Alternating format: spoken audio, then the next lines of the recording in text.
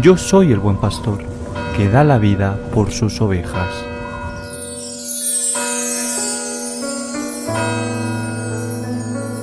En aquel tiempo, al enterarse Jesús de la muerte de Juan el Bautista, se marchó de allí en barca a solas a un lugar desierto.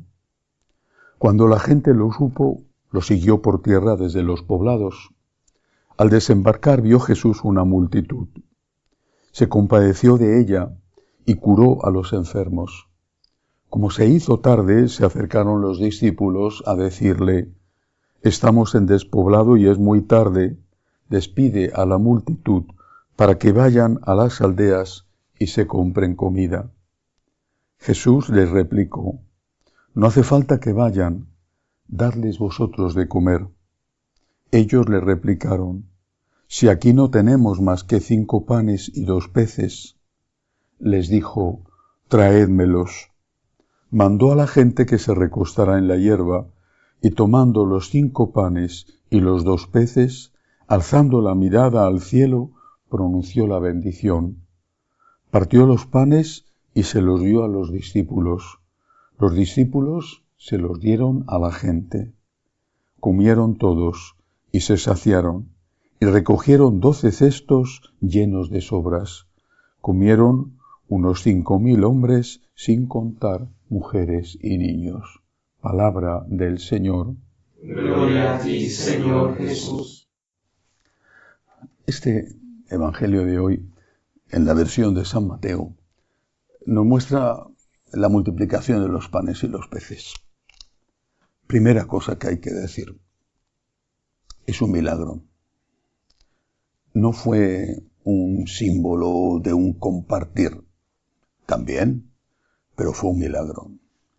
Hay una tendencia, no sé cuándo podría ser el origen, porque creo que es muy antigua, pero que desde luego se pone de manifiesto con todo el liberalismo, el racionalismo que tiene el teólogo Bultmann, finales del siglo XIX, principios del XX, a uno de sus principales exponentes, no solo él, que considera sospechoso, es decir, considera falso todo milagro. El problema es que no creen en Dios, este es el problema. Cuando se sospecha del milagro, se sospecha, primero, de que Dios exista. El Dios, naturalmente, creador, que tiene el poder para hacer lo que quiera, porque es el Señor. El Dios que tiene un poder, como dijo el ángel Gabriel a la Santísima Virgen, de que para Dios nada hay imposible. Cuando se niega la existencia del milagro, de los milagros, de ese milagro en concreto, es porque en el fondo se está diciendo que no se cree en el Dios Todopoderoso, en el Dios Creador. Para Dios nada hay imposible. No hay milagro mayor que el de la encarnación de nuestro Señor. No hay milagro mayor que el de la resurrección de nuestro Señor. Y el milagro anterior a todos ellos, si es que se puede hablar en ese caso de milagro, es la creación del mundo. La multiplicación de los panes y los peces fue un hecho histórico. Vamos a poner las cosas en su sitio porque si no nos confundimos. Que naturalmente tiene un sentido, una simbología, tiene una enseñanza, eso es verdad. Pero es algo que ocurrió. Nuestro Señor multiplicó los panes y los peces. ¿Por qué lo hizo? Porque podía hacerlo, primera cosa. Podía.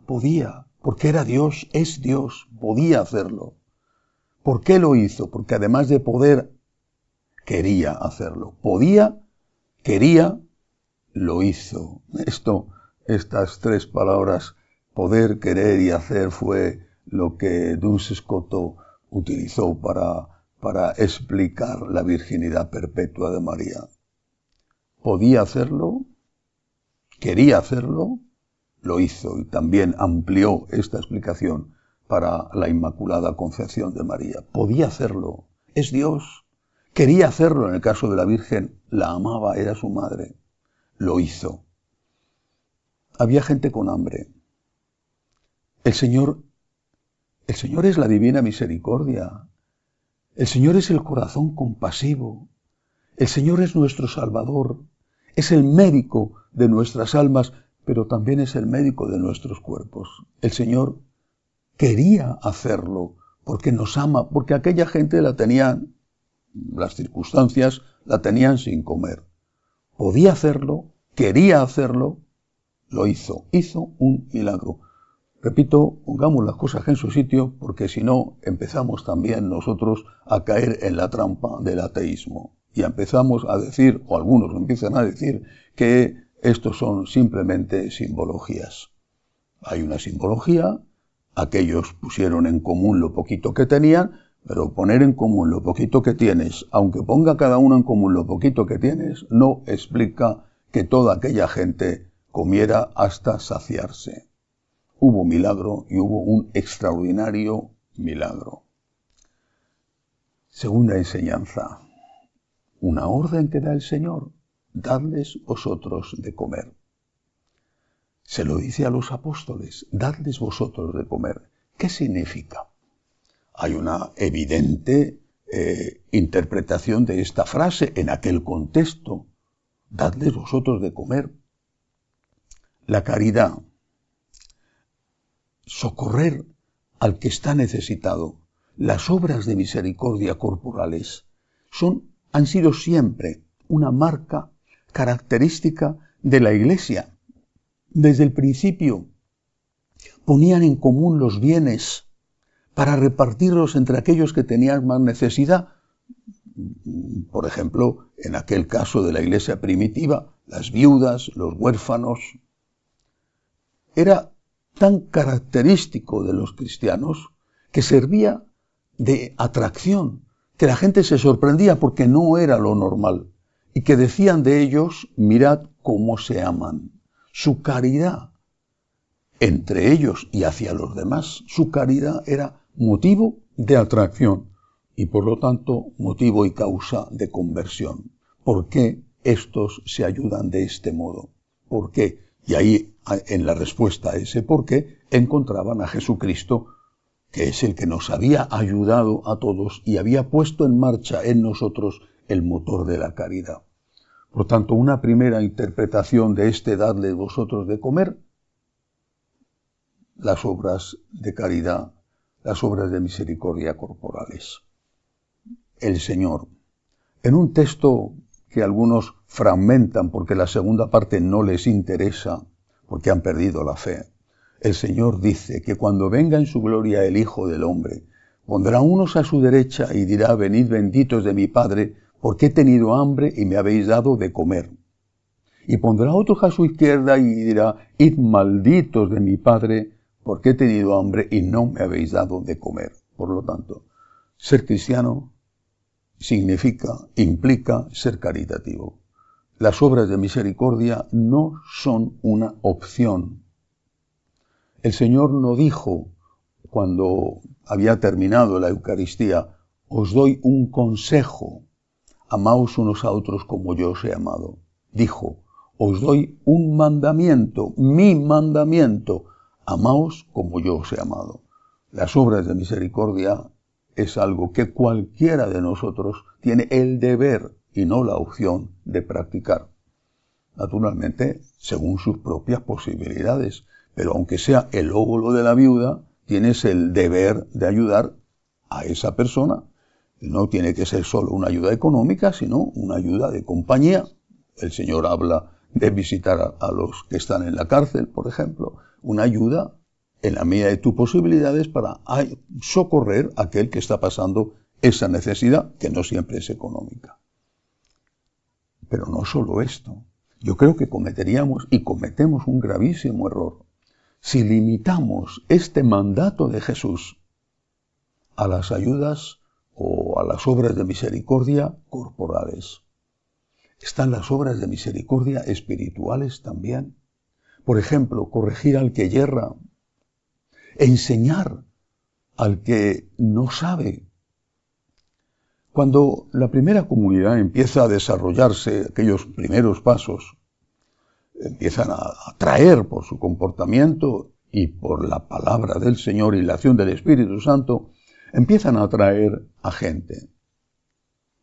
Tienen esta necesidad, mandados por el Señor, de poner en común, de repartir lo que están recogiendo entre los necesitados. Magnífico. Y lo hacen.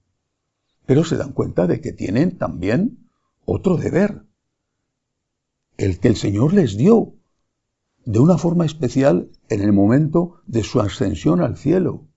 Id y evangelizad. Este es el pan que tenemos la obligación de dar.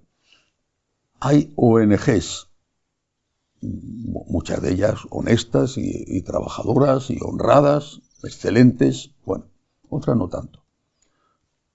Los propios gobiernos, según qué países, naturalmente, desarrollan también unos servicios de asistencia social.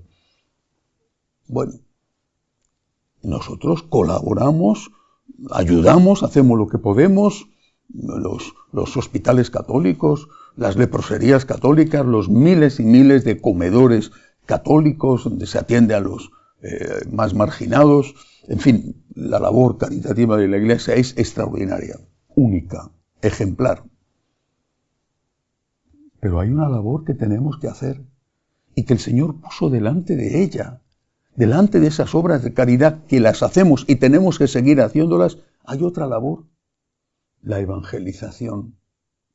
Repito, cuando en esa primera comunidad que ha crecido, que está creciendo, ven los apóstoles que hay que organizarse mejor, ellos no se quedan con la misión de repartir el pan, repartir los bienes que iban llegando entre los necesitados, no se quedan con esa misión. Ellos se quedan con la misión de evangelizar y crean, es el Espíritu Santo el que les mueve a hacerlo, crean una figura que es la de un auxiliar del sacerdote con el primer grado ya del sacerdocio, que es el diácono. De hecho, el primer mártir, después de nuestro Señor, va a ser San Esteban, diácono. A ellos, a los diáconos, les encargan esa tarea. Y lo dicen, lo recoge el libro de los Hechos de los Apóstoles. No es bueno que nosotros nos dediquemos a esto. Tenemos otra misión, que consideran una misión prioritaria.